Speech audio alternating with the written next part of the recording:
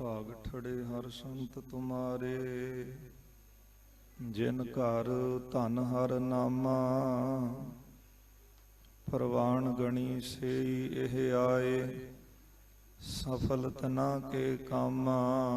मेरे राम हर जन कै हऊँ बल जाई, केसां का कर चवर टुलावा। चरण धूड़ मुख लाई, जन्म मरण दुहु मह नाहि। जन पर उपकारी आए, जी दान दे भगति लायन। हर स्यों लैन मिलाए, जिन्ना सास गिरास न विसरै। हर नामा मन मंत, धन से नानका। पूरन सोई संत, हर का सेवक सो हर जेहा। भेद न जानहो मानस देहा, ज्यों जल तरंग उठै बहु भांति। फिर सललै सलल समाएंदा, साहिब कमाल पीरान पीर मीरान मीर। वाली कुल आलम सरवरे कायनात, दसाही पातशाहियों की आत्मक जोत। धन धन साहिब श्री गुरु ग्रंथ साहिब महाराज, सच्चे पातशाह जी दी पावन पवित्र हजूरी अंदर दमदमी टकसाल दे चल रहे गुरमत विद्यालय विखे ये महान गुरमत समागम दमदमी टकसाल दे सारे महापुरखों की याद दे विच अते श्री गुरु ग्रंथ साहिब जी की लड़ीवार कथा की संपूर्णता के संबंध दे विच ये महान गुरमत समागम बाबा भुपिंदर सिंह जी मुख सेवादार इस अस्थान दे उन्हां वल्लों सारे संघां वल्लों संगत के सहयोग दे नाल करवाए जा रहे हैं। दास तो पहला पंथ दी महान शख्सियत सिंह साहिब ज्ञानी जगतार सिंह जी मुख ग्रंथी सचखंड श्री हरमंदर साहिब वो हाजरी लवा के गए हैं। आओ गुर संगत जी जितना समा दास नूं आप संगतां दे दर्शन करन वास्ते प्राप्त होया है, समुची संगत देव असीस। दास दी हाजरी प्रवान करो, बलाओ फतेह। वाहिगुरु जी का खालसा, वाहिगुरु जी की फतेह। संत एक पूर्ण पद है, जिस तरह पानी की बूंद समुद्र विच पै के समुद्र का रूप होने का मान प्राप्त करती है, इसे तरह पूर्ण संत परमात्मा वाहिगुरु की भगती करदियां होया उस वाहिगुरु रूप समुद्र विच अभेदता प्राप्त करते हैं। बाणी दे विच आपां इह बचन पढ़ते हाँ, हर का सेवक सो हर जेहा। भेद न जानहु मानस देहा, ज्यों जल तरंग उठै बहु भांति। फिर सललै सलल समाइंदा। जिस तरह पानी की बूंद पानी विच मिल के पानी का रूप हो जाती है, इसे तरह पूर्ण संत परमात्मा वाहिगुरु की भगती करदियां करदियां उस विच अभेदता प्राप्त करते हैं। जे आपां संतां दी रहत दी गल करिए ते गुरबाणी दा फरमान है कि संतां दी रहत नूं तां बयान नहीं कीता जा सकदा, क्योंकि गुरबाणी विच आपां पढ़दे हां, ओ आकी महिमा कथन न जाई। संत रहत सुनहो मेरे भाई, वो आकी महिमा कथन ना जाई। उन्हां दी तां महिमा बयान ही नहीं की जा सकती। सतगुरु कहंदे ने उन्हां दे जीवन विच वर्तन जाकै केवल नाम। पूर्ण संत दे हिरदे विच केवल नाम दी लहर ही चलदी है। ਉਹਨਾਂ ਦਾ ਜੀਵਨ ਇਸ ਤਰ੍ਹਾਂ ਦਾ ਹੋ ਜਾਂਦਾ ਹੈ, ਆਖਾਂ ਜੀਵਾਂ ਵਿਸਰੈ ਮਰ ਜਾਉ। ਸਤਿਗੁਰਾਂ ਦੇ ਪਾਵਨ ਬਚਨ ਹਨ, ਜਿਉ ਮਛਲੀ ਬਿਨ ਪਾਣੀ ਹੈ ਕਿਉ ਜੀਵਨ ਪਾਵੈ, ਬੂੰਦ ਵਿਹੂਣਾ ਚਾਤਰ ਕੋ ਕਿਉ ਕਰ ਤ੍ਰਿਪਤਾਵੈ, ਭਵਰ ਲੋਭੀ ਕੁਸਮ ਬਾਸ ਕਾ ਮਿਲ ਆਪ ਬੰਧਾਵੈ, ਤਿਉ ਸੰਤ ਜਨਾ ਹਰ ਪ੍ਰੀਤ ਹੈ ਦੇਖ ਦਰਸ ਅਗਾਵੈ। ਇੱਕ ਵਾਰ ਭਿੰਡਰੀ ਜਥਾ ਸੀ, ਅਕਾਲ ਕੁਟੀਆ ਜਿੱਥੇ ਮਹਾਂਪੁਰਸ਼ਾਂ ਦਾ ਜਪ ਤਪ ਕਰਨ ਵਾਲਾ ਅਸਥਾਨ ਹੈ, ਉਥੇ ਸਿੰਘਾਂ ਨੇ ਮਹਾਂਪੁਰਸ਼ਾਂ ਨੂੰ ਬੇਨਤੀ ਕੀਤੀ। ਸੰਤ ਬਾਬਾ ਸੁੰਦਰ ਸਿੰਘ ਜੀ ਖਾਲਸਾ ਭਿੰਡਰਾਂ ਵਾਲਿਆਂ ਨੂੰ ਸਿੰਘ ਕਹਿਣ ਲੱਗੇ, ਮਹਾਂਪੁਰਸ਼ੋ ਅਸੀਂ ਬਾਣੀ ਦੇ ਵਿੱਚ ਬਚਨ ਪੜ੍ਹਦੇ ਹਾਂ ਕਿ ਜੋ ਵੀ ਸੰਸਾਰ ਵਿੱਚ ਦਿਸਦਾ ਹੈ, ਇਥੋਂ ਤੱਕ ਕਿ ਧਰਤ ਪਾਤਾਲ ਆਕਾਸ਼ ਹੈ ਮੇਰੀ ਜਿੰਦੜੀਏ, ਸਭ ਹਰ ਹਰ ਨਾਮ ਧਿਆਵੈ ਰਾਮ, ਕਿ ਸੱਚਮੁੱਚ ਇਹ ਧਰਤੀ ਪਤਾਲ ਆਕਾਸ਼ ਦੇ ਵਿੱਚ ਪਰਮਾਤਮਾ ਦਾ ਸਿਮਰਨ ਚੱਲ ਰਿਹਾ ਹੈ। ਕਿਉਂਕਿ ਆਪਾਂ ਸੋਦਰ ਚ ਵੀ ਪੜ੍ਹਦੇ ਹਾਂ ਕਿ ਗਾਵਨ ਤੁਧਨੋਂ ਪਾਉਣ ਪਾਣੀ ਬੈ ਸੰਤਰ ਗਾਵੈ ਰਾਜਾ ਧਰਮ ਦੁਆਰੇ। ਇਹ ਪਾਉਣ ਪਾਣੀ ਵੀ ਪਰਮੇਸ਼ਰ ਦੇ ਨਾਮ ਨੂੰ ਗਾ ਰਹੇ ਨੇ। ਬਾਬਾ ਸੰਤ ਬਾਬਾ ਸੁੰਦਰ ਸਿੰਘ ਜੀ ਖਾਲਸਾ ਭਿੰਡਰਾਂ ਵਾਲਿਆਂ ਨੇ ਸਿੰਘਾਂ ਨੂੰ ਕਿਹਾ ਕਿ ਸਿੰਘੋ, ਜੋ ਵੀ ਗੁਰੂ ਗ੍ਰੰਥ ਸਾਹਿਬ ਜੀ ਦੀ ਬਾਣੀ ਵਿੱਚ ਸ਼ਬਦ ਆਪਾਂ ਪੜ੍ਹਦੇ ਹਾਂ ਉਹ ਤਿੰਨ ਕਾਲ ਸੱਚ ਹਨ। ਮਹਾਂਪੁਰਸ਼ ਕਹਿਣ ਲੱਗੇ, ਸਾਰੇ ਸਿੰਘ ਕੇਸੀ ਇਸ਼ਨਾਨ ਕਰਕੇ ਜਿੱਥੇ ਅਕਾਲ ਕੁਟੀਆ ਹੈ ਉੱਥੇ ਆਵੋ। ਸਾਰੇ ਸਿੰਘ ਇਸ਼ਨਾਨ ਕਰਕੇ ਉੱਥੇ ਪਹੁੰਚਦੇ ਨੇ। ਤਕਰੀਬਨ ਸਿੰਘਾਂ ਦੀ 8 ਗਿਣਤੀ ਉਹਨਾਂ ਦੀ ਲਿਖੀ ਹੈ। ਜਦੋਂ ਮਹਾਂਪੁਰਸ਼ਾਂ ਨੇ ਧੰਨ ਗੁਰੂ ਗ੍ਰੰਥ ਸਾਹਿਬ ਮਹਾਰਾਜ ਜੀ ਦੇ ਅੱਗੇ ਅਰਦਾਸ ਕੀਤੀ, ਸਾਰੇ ਸਿੰਘਾਂ ਨੇ ਮਹਾਂਪੁਰਸ਼ਾਂ ਦੇ ਸਮੇਤ ਗੁਰੂ ਗ੍ਰੰਥ ਸਾਹਿਬ ਜੀ ਨੂੰ ਸੀਸ ਝੁਕਾਇਆ। ਤੇ ਜਦੋਂ ਅਰਦਾਸ ਦੀ ਸੰਪੂਰਨਤਾ ਹੁੰਦੀ ਹੈ ਤੇ ਗੁਰੂ ਗ੍ਰੰਥ ਸਾਹਿਬ ਜੀ ਮਹਾਰਾਜ ਵਿੱਚੋਂ 10 ਸਤਿਗੁਰਾਂ ਦੇ ਪ੍ਰਤੱਖ ਦਰਸ਼ਨ ਉਹਨਾਂ ਸਿੰਘਾਂ ਨੇ ਕੀਤੇ ਨੇ। ਫਿਰ ਮਹਾਂਪੁਰਸ਼ਾਂ ਨੇ ਸਿੰਘਾਂ ਨੂੰ ਕੰਧਾਂ ਦੇ ਨਾਲ ਦੀਵਾਰ ਦੇ ਨਾਲ ਕੰਨ ਲਾਉਣ ਵਾਸਤੇ ਕਿਹਾ। ਜਦੋਂ ਸਿੰਘਾਂ ਨੇ ਦੀਵਾਰ ਦੇ ਨਾਲ ਕੰਨ ਲਾਇਆ ਤੇ ਉਸ ਵਕਤ ਕੰਨਾਂ ਵਿੱਚ ਗੁਰਮੰਤਰ ਸੁਣਾਈ ਦਿੱਤਾ ਹੈ, ਵਾਹਿਗੁਰੂ ਵਾਹਿਗੁਰੂ ਵਾਹਿਗੁਰੂ। ਐਸੀ ਫਿਰ ਸਾਰੇ ਸਿੰਘਾਂ ਦੀ ਬਿਰਤੀ ਜੁੜੀ ਹੈ। ਉਥੇ ਦਾ ਆਨੰਦ ਜਿਹੜਾ ਸੀ ਬਿਆਨ ਨਹੀਂ ਕੀਤਾ ਜਾ ਸਕਦਾ। ਕਹੋ ਕਿ ਵੀਰ ਗੂੰਗੇ ਗੁੜ ਖਾਇਆ, ਪੁੱਛੇ ਤਾਉ ਕਿਆ ਕਹੀਐ। ਸੱਚਮੁੱਚ ਬਿਸਮਾਦ ਅਵਸਥਾ ਵਿੱਚ ਚਲੇ ਗਏ। ਕੁਝ ਸਮੇਂ ਬਾਅਦ ਮਹਾਂਪੁਰਸ਼ਾਂ ਨੇ ਸਿੰਘਾਂ ਨੂੰ ਫਿਰ ਨਮਸਕਾਰ ਕਰਨ ਵਾਸਤੇ ਕਿਹਾ। ਸਾਰਿਆਂ ਨੇ ਗੁਰੂ ਗ੍ਰੰਥ ਸਾਹਿਬ ਜੀ ਨੂੰ ਨਮਸਕਾਰ ਕੀਤੀ ਤੇ ਫਿਰ ਉਸੇ ਅਵਸਥਾ ਦੇ ਵਿੱਚ ਆ ਗਏ।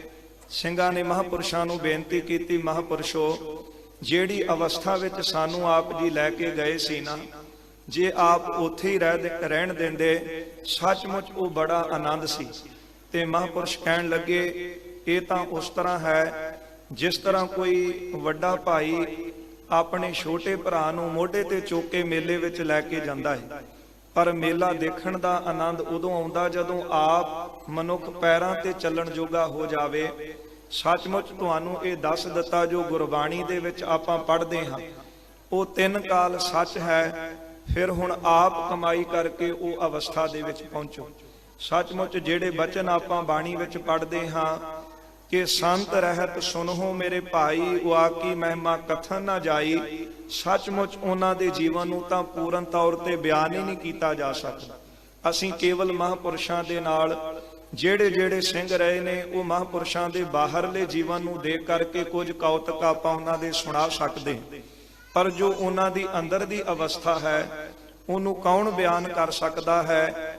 ਜਿਸ ਤਰ੍ਹਾਂ ਧੰਨ ਗੁਰੂ ਗੋਬਿੰਦ ਸਿੰਘ ਮਹਾਰਾਜ ਸੱਚੇ ਪਾਤਸ਼ਾਹ ਜੀ ਜਦੋਂ ਖਾਲਸਾ ਸਾਜਦੇ ਨੇ ਤੇ ਸਤਿਗੁਰਾਂ ਨੇ ਸਾਰਿਆਂ ਨੂੰ ਸ਼ਸਤਰਧਾਰੀ ਬਣਾਇਆ ਤੇ ਆਪ ਬਚਨ ਮਹਾਰਾਜ ਜੀ ਨੇ ਬਚਿੱਤਰ ਨਾਟਕ ਵਿੱਚ ਲਿਖੇ ਹਨ ਕਿ ਸਾਡਾ ਸੰਸਾਰ ਵਿੱਚ ਆਉਣ ਦਾ ਕਾਰਜ ਹੀ ਇਹ ਹੈ, ਸੰਤ ਉਬਾਰਨ ਤੇ ਦੁਸ਼ਟਾਂ ਨੂੰ ਸੰਘਾਰਨ ਵਾਸਤੇ ਅਸੀਂ ਆਏ ਹਾਂ।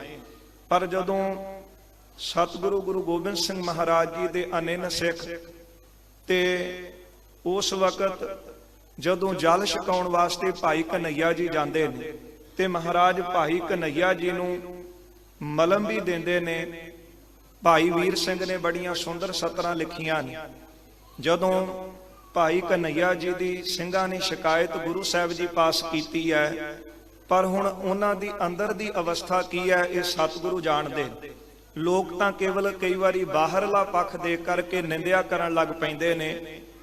ਭਾਈ ਕਨਈਆ ਜੀ ਜਦੋਂ ਦੁਸ਼ਮਣਾਂ ਨੂੰ ਪਾਣੀ ਪਿਆਉਂਦੇ ਨੇ, ਮੁਗਲਾਂ ਨੂੰ ਪਾਣੀ ਪਿਆਉਂਦੇ ਨੇ, ਜਦੋਂ ਸਤਿਗੁਰਾਂ ਨੂੰ ਸ਼ਿਕਾਇਤ ਕੀਤੀ, ਧੰਨ ਗੁਰੂ ਗੋਬਿੰਦ ਸਿੰਘ ਮਹਾਰਾਜ ਜੀ ਨੇ ਉਹਨਾਂ ਨੂੰ ਬੁਲਾਇਆ। ਮਹਾਰਾਜ ਕਾਰਨ ਪੁੱਛਦੇ ਨੇ ਕਿ ਭਾਈ ਕਨਈਆ ਜੀ, ਸਿੰਘਾਂ ਦੀ ਸ਼ਿਕਾਇਤ ਹੈ ਕਿ ਅਸੀਂ ਮੁਗਲਾਂ ਨੂੰ ਖਤਮ ਕਰਦੇ ਹਾਂ, ਦੁਸ਼ਟਾਂ ਨੂੰ ਖਤਮ ਕਰਦੇ ਹਾਂ। ਤੇ ਭਾਈ ਕਨਈਆ ਜੀ ਜਾ ਕੇ ਉਹਨਾਂ ਨੂੰ ਜਲ ਛਕਾਉਂਦੇ ਨੇ ਤੇ ਭਾਈ ਕਨਈਆ ਜੀ ਦੇ ਦੋਵੇਂ ਹੱਥ ਜੁੜ ਗਏ। ਭਾਈ ਵੀਰ ਸਿੰਘ ਬੜੀਆਂ ਸੁੰਦਰ ਸਤਰਾਂ ਲਿਖਦੇ ਨੇ। ਭਾਈ ਸਾਹਿਬ ਕਹਿਣ ਲੱਗੇ, ਤੈਨੂੰ ਪਿਆ ਪਿਲਾਵਾਂ ਪਾਣੀ, ਸਿਰ ਮੇਰੇ ਦੇ ਸਾਈਂ, ਤੁਰਕ ਅਤੁਰਕ ਨਾ ਕੋਈ ਦਿਸਦਾ, ਤੂੰ ਸਭਨੀ ਦਿਸ ਆਈ।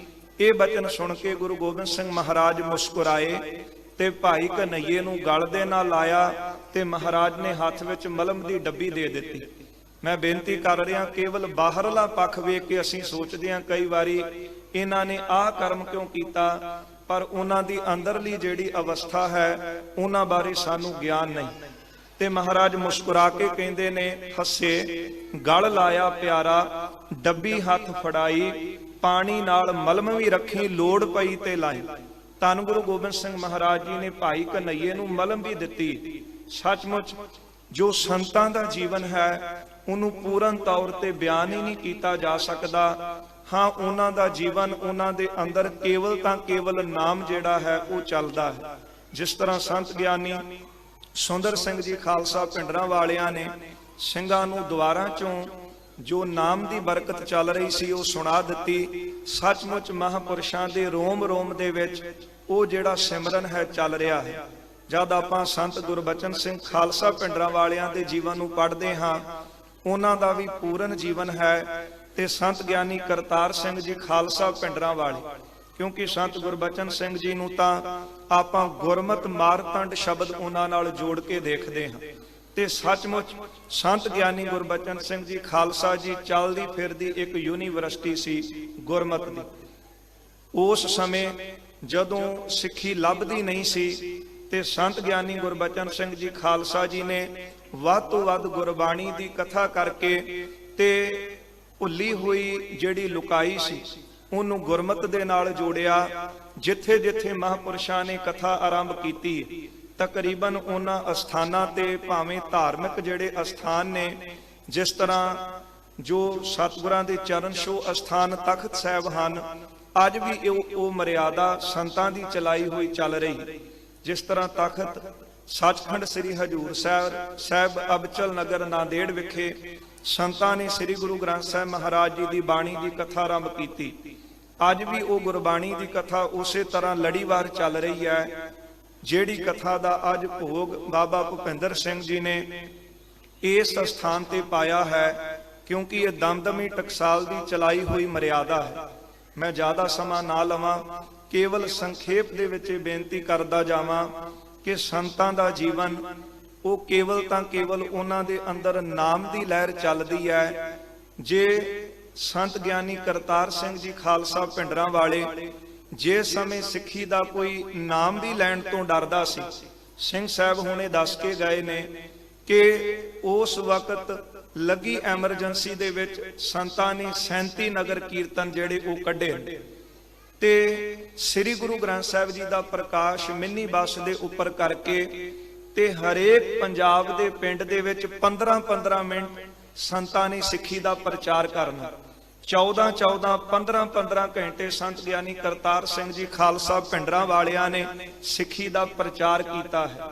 ਉਹ ਸੰਤ ਕੇਵਲ ਇਸ਼ਤਿਹਾਰੀ ਨਹੀਂ ਸਨ, ਕਿਉਂਕਿ ਪਰਸੋਂ ਹੀ ਭਾਈ ਰਾਮ ਸਿੰਘ ਜੀ ਦੱਸਦੇ ਸਨ ਕਿ ਉਹਨਾਂ ਨੇ ਵਾਜਾ ਲੈ ਕੇ ਉਹਨਾਂ ਦੇ ਸਾਈਕਲ ਪਿੱਛੇ ਬੈਠਣਾ। ਸੰਤ ਗਿਆਨੀ ਕਰਤਾਰ ਸਿੰਘ ਜੀ ਨੇ ਸਾਈਕਲ ਚਲਾਉਣਾ ਤੇ ਕਹਿੰਦੇ ਇੱਕ ਵਾਰੀ ਪੈਡਲ ਵੀ ਟੁੱਟਿਆ ਸੀ ਤੇ ਜਦੋਂ ਸੰਤਾਂ ਨੂੰ ਪੁੱਛਿਆ ਕਿ ਪੈਰ ਵਿੱਚ ਚੁੱਭਦਾ ਨਹੀਂ, ਤੇ ਸੰਤ ਕਹਿਣ ਲੱਗੇ ਚੁੱਭਦਾ ਤੇ ਹੈ, ਪਰ ਸਾਡਾ ਕਥਾ ਦਾ ਸਮਾਂ ਹੈ ਕਿਤੇ ਉਹ ਲੰਘ ਨਾ ਜਾਵੇ।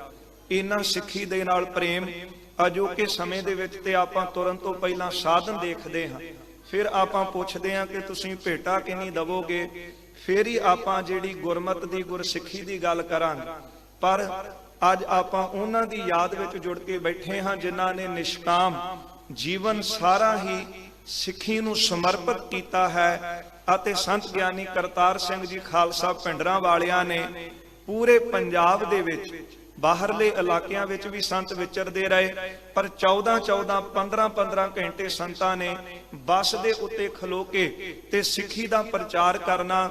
ਜਿਹੜੀ ਲਹਿਰ ਭਾਈ ਤਾਰੂ ਸਿੰਘ ਜੀ ਨੇ ਚਲਾਈ ਸੀ, ਸਿਰ ਜਾਵੇ ਤਾਂ ਜਾਵੇ ਮੇਰਾ ਸਿੱਖੀ ਸਿਦਕ ਨਾ ਜਾਵੇ, ਉਸੇ ਲਹਿਰ ਨੂੰ ਪ੍ਰਚੰਡ ਕਰਦਿਆਂ ਹੋਇਆਂ ਸੰਤ ਗਿਆਨੀ ਕਰਤਾਰ ਸਿੰਘ ਖਾਲਸਾ ਜੀ ਨੇ ਹਰੇਕ ਪਿੰਡਾਂ ਦੇ ਵਿੱਚ ਇਹ ਹੌਕਾ ਦਿੱਤਾ, ਸਿਰ ਜਾਵੇ ਤਾਂ ਜਾਵੇ ਮੇਰਾ ਸਿੱਖੀ ਸਿਦਕ ਨਾ ਜਾਵੇ। ਭਾਵੇਂ ਪਰਖ ਦੀਆਂ ਘੜੀਆਂ ਉਹਨਾਂ ਦੇ ਸਰੀਰ ਤੇ ਵੀ ਆਈਆਂ, ਅਖੀਰਲੇ ਸਮੇਂ ਡਾਕਟਰ ਨੇ ਕਿਹਾ ਸੀ ਉਹਨਾਂ ਨੂੰ ਆਪਰੇਟ ਕਰਾਉਣ ਵਾਸਤੇ, ਪਰ ਸੰਤਾਂ ਨੇ ਕਿਹਾ ਕਿ ਮੈਂ ਪੂਰੀ ਉਮਰ ਇਹ ਨਾਰਾ ਜਿਹੜਾ ਹੈ ਦਿੱਤਾ ਹੈ, ਅੱਜ ਇਹ ਪਰਖ ਦੀਆਂ ਘੜੀਆਂ ਮੇਰੇ ਤੇ ਆ ਗਈਆਂ, ਮੇਰੀ ਅਰਦਾਸ ਕਰੋ ਧੰਨ ਗੁਰੂ ਗੋਬਿੰਦ ਸਿੰਘ ਮਹਾਰਾਜ ਕਿਰਪਾ ਕਰਨ ਮੇਰੀ ਸਿੱਖੀ ਕੇਸਾਂ ਸਵਾਸਾਂ ਸੰਗ ਨਿਭ ਜਾਵੇ।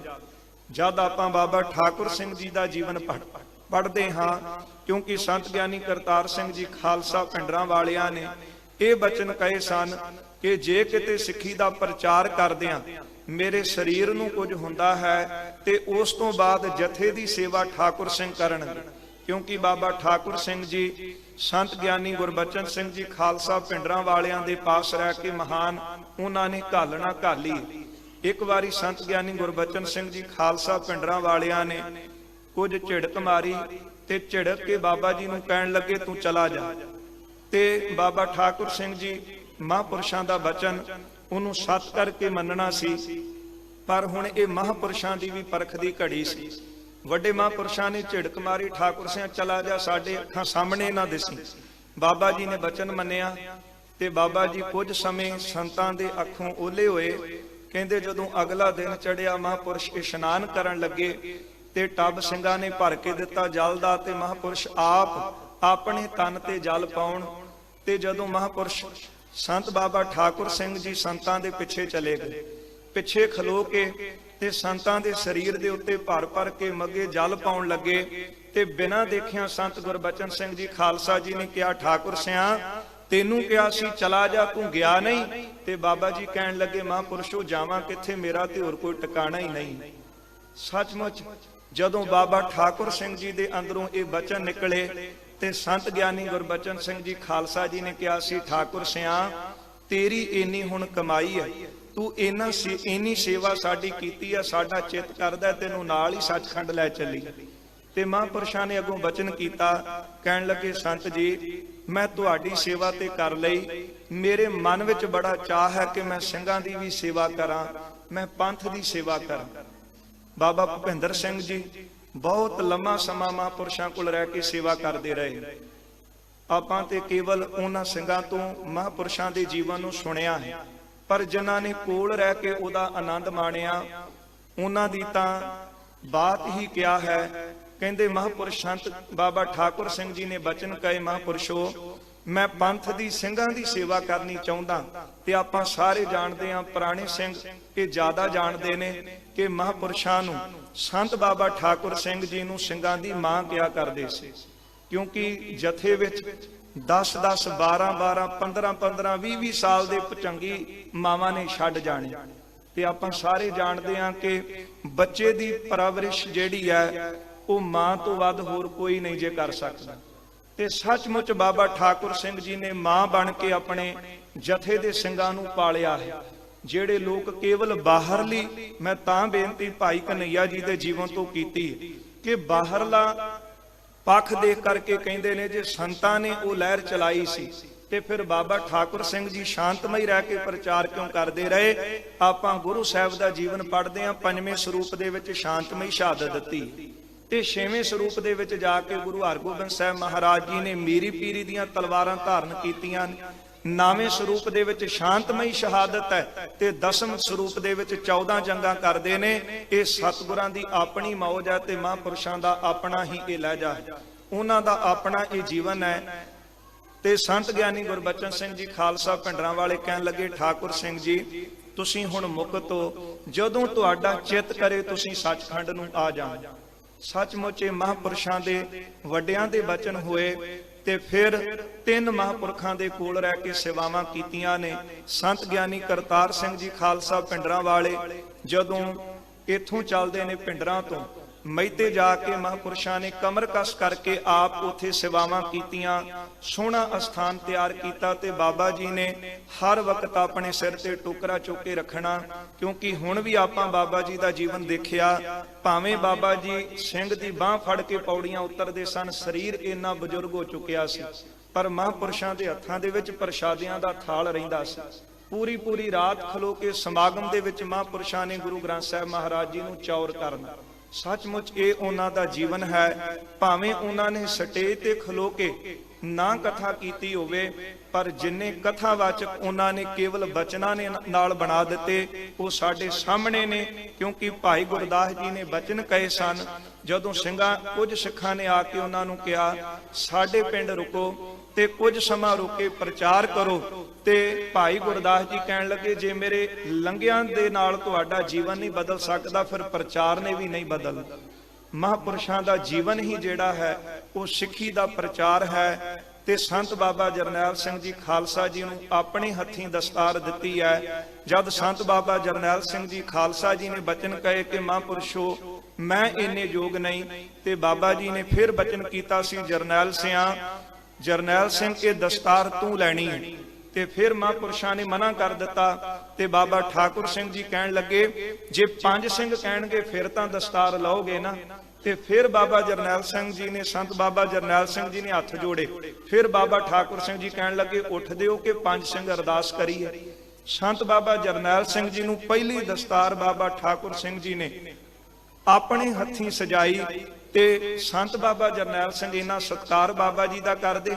ਕਹਿੰਦੇ ਇੱਕ ਦਿਨ ਸੰਤ ਬਾਬਾ ਜਰਨੈਲ ਸਿੰਘ ਜੀ ਨਾਨਕ ਨਿਵਾਸ ਬੈਠੇ ਨੇ, ਤੇ ਪਤਾ ਲੱਗਾ ਬਾਬਾ ਠਾਕੁਰ ਸਿੰਘ ਜੀ ਆਏ ਹਨ, ਤੇ ਪੌੜੀਆਂ ਉਤਰ ਕੇ ਬਾਬਾ ਠਾਕੁਰ ਸਿੰਘ ਜੀ ਨੂੰ ਲੈਣ ਵਾਸਤੇ ਸੰਤ ਆਪ ਆਏ ਨੇ। ਜੇ ਬਾਬਾ ਜੀ ਦੀ ਪੰਥ ਨੂੰ ਦੇਣ ਦੇਖੀਏ ਤੇ ਪੁੱਛੋ ਜਾ ਕੇ ਉਹਨਾਂ ਧਰਮੀ ਫੌਜੀਆਂ ਨੂੰ ਕਿ ਕੀ ਦੇਣ ਹੈ ਤੁਹਾਨੂੰ ਬਾਬਾ ਠਾਕੁਰ ਸਿੰਘ ਜੀ ਦੀ। ਪੁੱਛੀਏ ਉਹਨਾਂ ਸ਼ਹੀਦਾਂ ਦੇ ਪਰਿਵਾਰਾਂ ਨੂੰ ਕੀ ਦੇਣ ਹੈ ਬਾਬਾ ਠਾਕੁਰ ਸਿੰਘ ਜੀ ਦੀ। ਅੱਜ ਤਾਂ ਕੋਈ ਇੱਕ ਕਿਸੇ ਪਰਿਵਾਰ ਨੂੰ ਥੋੜਾ ਜਿਹਾ ਰਾਸ਼ਨ ਦਵੇ ਤੇ 10 ਦੇ ਨਾਮ ਬੋਲਦਾ ਤੇ ਇਸ਼ਤਿਹਾਰ ਲਾਉਂਦਾ ਤੇ ਮੀਡੀਆ ਤੇ ਦਿੰਦਾ ਹੈ।